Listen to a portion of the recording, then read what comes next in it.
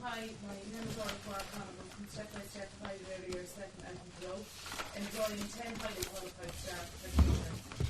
My point is to all of you up there now, it's not just one or two, the whole of you. Serious investment is needed for staff salaries. So the educators can earn the same as similar qualified professional, namely teachers, everybody in the education sector. It's a race to the bottom, to be honest. I think it's an absolute disgrace.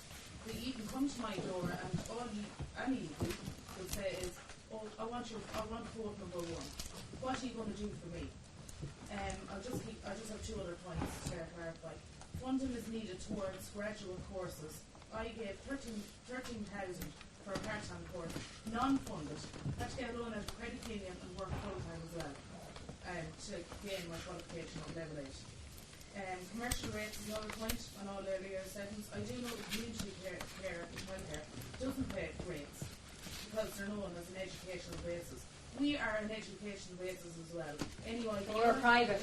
You're private provider. Yes, we are educational basis.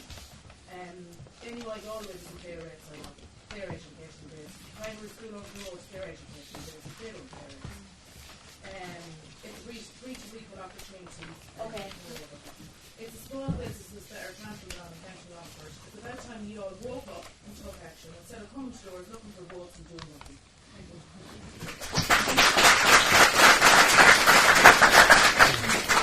Alright, May, you have your hand up, so okay. I'll put you in. I'll start by saying congratulations, Orla. You're one of the entrepreneurs in Longford doing it for yourself with absolutely no help from government. I know that as a member of Longford County Council, we put down a notice of motion to try to get your kind of childcare facilities recognised as an educational facility, to try to get a rates, to try to get the rates at zero because you're an educational facility. We put it to government, and the answer was absolutely no way. So maybe the government TDs will explain why they have taken that view. James, you said you were up next. In relation to the provision of training and grant aid for you to, as you say, graduate level skills training, that absolutely has to be put in place. Because at the end of the day, if your business goes under because you can't get the supports that you need, not only do you lose all those 10 jobs that you've created, but you yourself are in a position that you can't get a penny in support from the state. You've taken the chances, you've taken the risks, and you are entitled to government support all the way from the start to the finish. Well, I mean, Sheila, for example, look at all the entrepreneurs, and I've been speaking to them on the door, who have gone out of business during this recession, and not one of them. And they are in dire straits with their mortgages and trying to keep their kids going through school, where they took the risks and they can get absolutely nothing off the state. So I'm saying the state needs to come firmly in behind all these young entrepreneurs who want to come back to our community, and I'm specifically talking about Longford. They want to come back, they want to create jobs, but you can't bring them back when we don't have the infrastructure, stuff like the internet and the infrastructure that's so much required to do that. James, tackle that issue in relation to childcare. Yeah. Orla has raised 3 questions there. Firstly, in relation to the investment is for staff salaries. What's the story in relation to increasing those capitation rates for staff? And they're highly qualified professionals, essentially. Orla makes the point they should be paid on a par with teachers. What's your position on that? Well, I want to say that I'm a great supporter of investment in childcare and all youth services at all levels, and indeed education. I mean, this government has invested more in educational facilities per head of population than any other county. Longford has invested more in County Longford than any other county in Ireland. We invested something like 13.5 million in educational facilities right across the county. I'm the chairperson of a community. I'm a chairperson of. I'm chairperson. They are highly qualified professionals. What does your government hold for them? Fine Gael is committed to supporting children and families and the facilitators of childcare facilities right across the country. Budget 2016 announced significant improvements in free preschool provisions. From next September, every child will be able to start start preschool at the age of 3 and remain there until they start primary school. Children will also be able to enroll in preschool at 3 different years. We're going to go through a manifesto here. At 3 different years. Or answer the question. January, September, January, and indeed in April. And is the party going to listen to my question? Yep. You've announced the extra preschool year, and I think that's wholly agreed that's an initiative. What are you going to do to help these childcare facilities fund that? Like, they just can't pull the space and pull the staff together all of a sudden. They can't have this stuff out here. What the government and what the Minister for Children, at my request, is looking into a total review of the community versus private childcare facilities, and we hope they subsidise the private childcare facilities, and that is the plan of the Fine Gael government. Okay, Barbara, you can hand up on that. I'm completely at odds with what James is saying. I'm chairperson of a community childcare facility. It's on its knees. It has been on its knees for 2 years. We have written to yourself. We have written to the department. We have written to whoever we could. We've written to Gabrielle. We've written to Robert Troy. We got nothing back. It is on its knees. It's facing closure. At the moment, the staff are on protective notice because we cannot get investment from your government. Now, that is a loss of jobs. It's also a loss for the parents and children. They are in one of the most disadvantaged estates in Longford.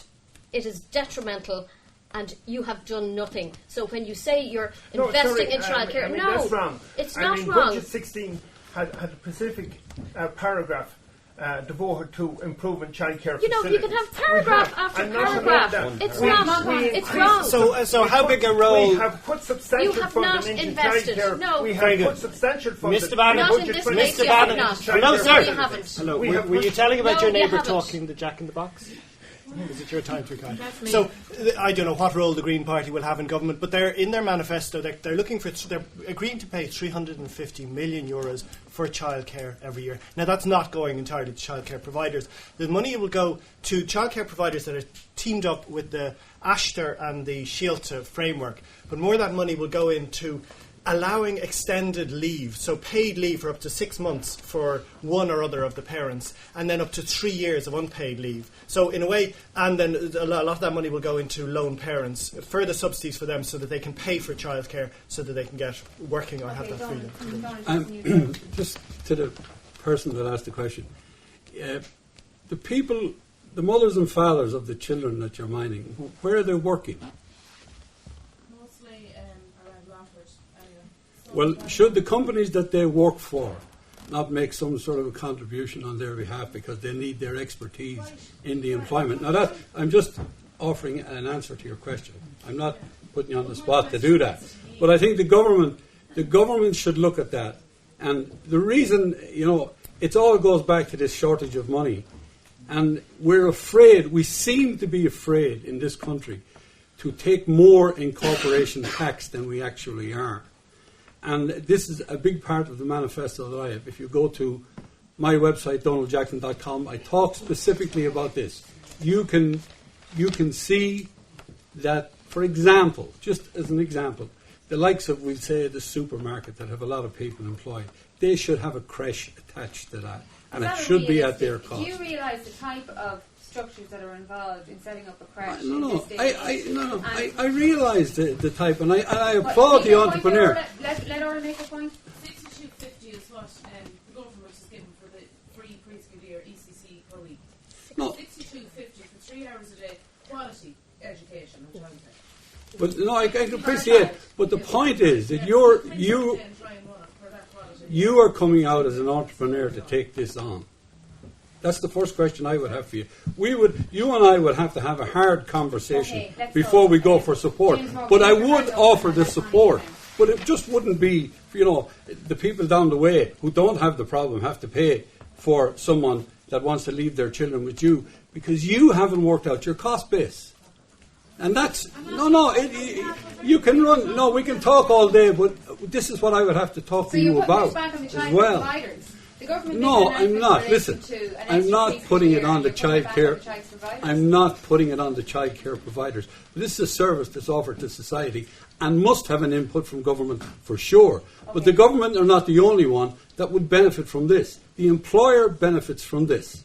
Now that's a reality. If you don't like the reality, then what can I say? Okay. But the employer can pay a higher salary. It's less than €5 an hour to have the childmind in childcare. That's what they're paying. I mean, when you look at that, that's a crazy sum of money. It's a very small sum of money for having your child minded in childcare providers.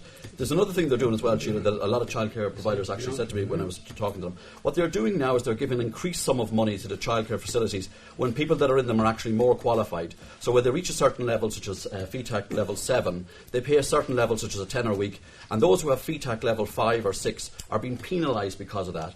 So the creches are profiting from employing someone at a higher level, but in truth, if they want people to learn more, then in truth they should be given some sort of grant towards that additional learning, rather than punishing the people who have got to that level for whatever reason. Okay, Paul Hogan, what's the story with Change? Well, I suppose my own. Well, I can give you the party stance and then give you my own as well. The party released their policy on childcare only last week. If you go through it, you'll see that we recognise that the cost of childcare for many families is like a second mortgage in reality. So what we want to do is to have a maximum, and I mean a maximum, cost of childcare at €180 per week. So that means that you need to invest in childcare, you need to subsidise the providers, but also what we need to do is tackle all of the red tape, and Mancon is right in relation to the Asher and the Sheila, but you also have the likes of the red tape around Regulation 3. And I know that, Orla, I want to congratulate you as a young entrepreneur taking on the risk of this. But what I think that you need is investment in your business, in a childcare provider, but also that there needs to be the proper subsidies there, because you are saving the state such a colossal amount of money, and I think that the state needs to recognise the role of childcare providers. Two more points in relation to this, if anybody has I would just say Fianna Fáil are setting aside 39 million and increasing the capitation grant there as well, particularly from level 8, and that is reflected down through the salaries of the staff there. We're looking for quality childcare for our children. They're our dearest and most. These people are providing this. That's what I'm saying. Parents going through the nose for it. Yes, but Sheila, what your party going to do in relation to supporting parents and supporting the I have worked in the private as well as the public sector, and I do not think that the division there, the divide there between how people are paid for providing a quality service, it's deplorable. I do believe that people should deserve a decent wage for providing a decent quality service. And what we are doing also as well is we're trying to encourage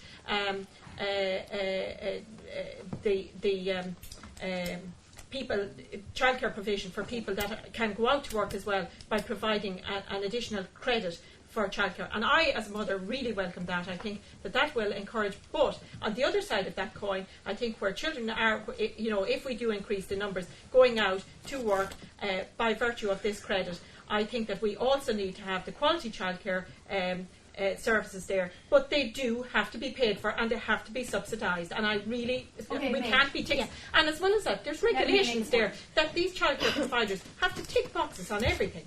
Just about everything, and they should be recognised for the care that they're providing. Can I just say that from a national perspective, I am amazed, and I know that Longford Women's Link and Catkins and indeed their whole ethos over the last 20 years has been to try to get childcare as a right. It's a right for every child in this state. You shouldn't have to go out begging for money. Look at the Scandinavian models where it is a right to have childcare. The kinds of astronomical expenses attaching to all of this for both the providers and the users is scandalous. And it's time the women of this country got up and said, enough is enough. And I say that because we're the ones that are. It's not just women's issue. Absolutely, sure. If it wasn't for my husband at home minding my kids since I got into politics, I wouldn't have been able to be in politics. But what I'm saying is, because of the Women's Link and all the groups that have linked right across the country under the women's banner, we need to start putting pressure on government. And that's why we need more women in politics, because we need to look at the Scandinavian models that have and are successful, and not have to go begging for money to provide childcare. I just would like to make it. I would hope if I'm back in Leinster House in the Dáil that I would be able to fight for subsidised childcare. I feel very strongly about that. I feel that what is provided out there at the moment is second to none. That it's the most informative years of a child's life, between whatever 1 and 6, and it's really vitally important that the people who work in these childcare provisions are paid adequately and properly and on par with what is paid in primary schools, because they do the same job. They're educating our children, not just looking after them, they're actually educating our children, and they should be encouraged, and I will be fighting for... That is the commitment though in your manifesto, is it? Yes, it is my commitment that I will... it is my commitment that if I'm re-elected that I will fight for subsidies, because it should be whether it's a private provider or a community provider, they should be subsidised to be supported to provide the best, because they are providing the best, but they're not getting paid. The staff are not getting paid on par with teachers, and I don't mean it. It can't necessarily be exactly, but if you have qualifications and you are working like that, you should be paid appropriately, and I agree with that completely. Just one quick point. Just contrary to what Connie has said earlier on, we have the best childcare facilities in Ireland here in County Longford, and I believe that we need to bring in subsidies to support the private childcare providers here. Okay, so you're supporting that we need to bring in subsidies. Sheila, just in relation to the rates point, can I come back on the rates point? That's an anomaly, a very unjust one as well, I have to say, that you're subject to rates where a community childcare establishment is not. Actually, let's answer that point, because May made the point that, and the local authority did put that proposal, sent that up to the department. The department sent it back and said no way. I mean, whatever you call it, I understand Minister James Reilly is reviewing that as we speak.